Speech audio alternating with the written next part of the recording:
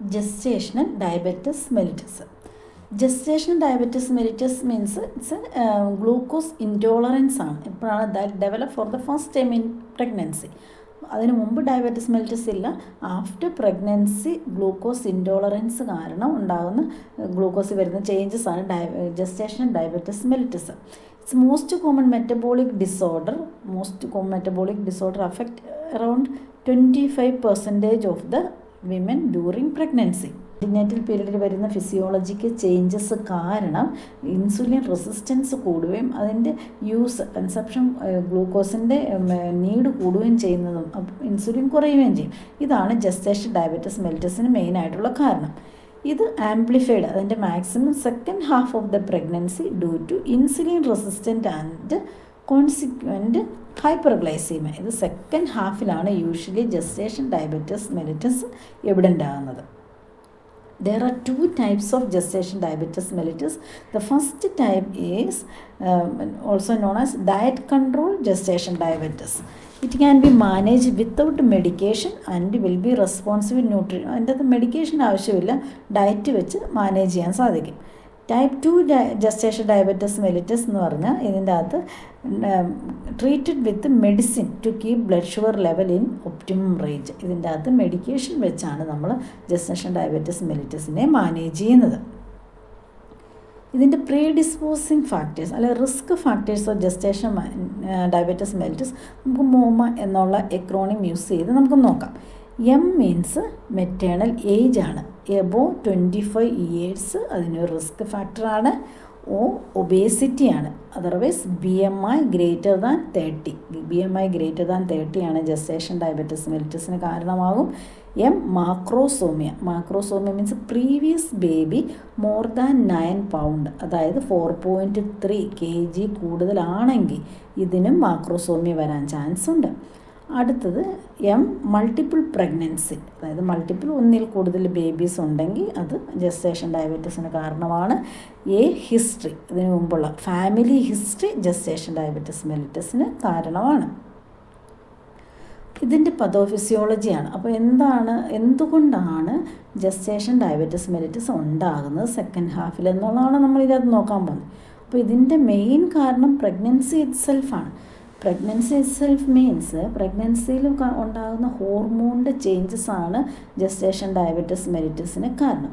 അതായത് especially placenta secrete ചെയ്യുന്ന human placental lactogen. ആ ഹ്യൂമൻ പ്ലാസൻ്റൽ ലാക്ടോജൻ ഒരു മേജർ ഹോർമോണാണ്.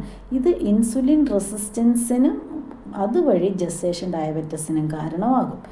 ഈ ഹ്യൂമൻ പ്ലാസൻ്റൽ ലാക്ടോജൻ എന്താണ്, പാൻക്രിയാറ്റിക് ബീറ്റ സെല്ലിന് മാൽഫങ്ഷൻ വരുന്നു, അല്ലെങ്കിൽ delayed beta cell responsive to glycaemic level. ബോഡിയിലുള്ള ഹൈ ഗ്ലൂക്കോസിൻ്റെ ലെവലിനെ സെൻസ് ചെയ്യാനുള്ള ബീറ്റ സെല്ലിൻ്റെ റെസ്പോൺസീവ്നെസ് ഡിലേ ആക്കുന്നു, അല്ലെങ്കിൽ അതിനെന്തെങ്കിലും മാൽഫങ്ഷൻ വരാനൊക്കെ ഹ്യൂമൻ പ്ലാസൻ്റൽ ലാക്ടോജൻ എന്ന ഹോർമോൺ കാരണമാകും. അടുത്തത് oestrogen, progesterone, cortisol level also leading to imbalance between the glucose and insulin. അപ്പം ഈസ്ട്രജൻ, പ്രൊജസ്ട്രോൺ, കോർട്ടിസോൾ ഇങ്ങനെയുള്ള എല്ലാ ഹോർമോണും ഹ്യൂമൻ പ്ലാസൻ്റൽ ലാക്ടോജൻ ഇതും എന്തിനാണ് ഇൻസുലിൻ റെസിസ്റ്റൻറ്റ് കൂടാനും ഇൻസുലിൻ്റെ ഡിലേഡ് പ്രൊഡക്ഷനും എല്ലാം കാരണമാണ്. അപ്പോൾ ഇതാണ് മെയിനായിട്ടുള്ള ഒരു റീസൺ പതോഫിസിയോളജി. പിന്നെ മോംസ് ബോഡി ചേഞ്ചസ്. ബോഡി നമ്മൾ ഫിസിയോളജിയിലൊക്കെ കണ്ടു. ഫിസിയോളജി പഠിക്കുമ്പോൾ ഒരുപാട് ബോഡി ചേഞ്ചസ്, ഒരുപാട് സിസ്റ്റത്തിന് ബോഡി ചേഞ്ചസ് വരും. എസ്പെഷ്യലി എൻഡോക്രൈൻ സിസ്റ്റം, എല്ലാ സിസ്റ്റത്തിനും ചേഞ്ചസ് വരും. So changes to metabolic system, hence insulin sensitivity അങ്ങനെ കൂടാൻ ചാൻസ് ഉണ്ട്. പിന്നെ ബേബിയുടെ ഗ്രോത്ത് നീഡ് അനുസരിച്ച് ഗ്ലൂക്കോസിൻ്റെ നീഡ് കൂടുതലാണ്, അതനുസരിച്ച് ജസ്റ്റേഷൻ ഡയബറ്റിസ് മെലിറ്റസിന് കാരണമാകാം. ഇതൊക്കെയാണ് പതോഫിസിയോളജിയിൽ മെയിനായിട്ട് വരുന്നത്. പിന്നെ ഇതിൻ്റെ അസസ്മെൻ്റ് എന്ന് പറഞ്ഞിട്ടുണ്ടെങ്കിൽ എക്സസീവ് തേഴ്സ്റ്റ്, യൂഷ്വലി എന്താണോ ഒരു ഡയബറ്റിസ് മെലിറ്റസിൻ്റെ സയൻസ് സിംറ്റം അതനുസരിച്ചാണ് ഇതും. Hunger, weight loss, frequent urination, blurred vision, recurrent urinary tract infection, vaginal infection, glycosuria and ketonuria, sign of gestation hypertension and preeclampsia, polyhydramnios large for gestation age foetus.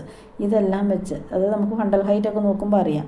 പിന്നെ പോളിഹൈഡ്രാമ്നിയോൺസ് Ultras ഇതെല്ലാം നോക്കി അപ്പോൾ അസസ്മെൻറ്റിലൂടെ gestation diabetes മെലിറ്റസിൻ്റെ signs and symptoms ആണ് ഈ പറയുന്നതെല്ലാം. പിന്നെ ഇതിൻ്റെ ഇൻ്റർവെൻഷൻ എന്ന് പറഞ്ഞിട്ടുണ്ടെങ്കിൽ ആൻറ്റിനേറ്റലി നമ്മൾ ഗ്ലൂക്കോസ് മെയിൻറ്റെയിൻ ചെയ്യുക, ഡയറ്റും കൊണ്ട് കൺട്രോൾ ചെയ്യാൻ പറ്റുമെങ്കിൽ ഡയറ്റും കൊണ്ട് കൺട്രോൾ ചെയ്യുക, ഇല്ലെങ്കിൽ ഇൻസുലിൻ അല്ലെ മെഡിസിൻ കൊടുത്ത് പ്രോപ്പറായിട്ട് ഗ്ലൂക്കോസ് ലെവൽ ബോഡിയിൽ മെയിൻറ്റെയിൻ ചെയ്യണം. Intervention during labour, monitor foetus status continuously for sign of distress.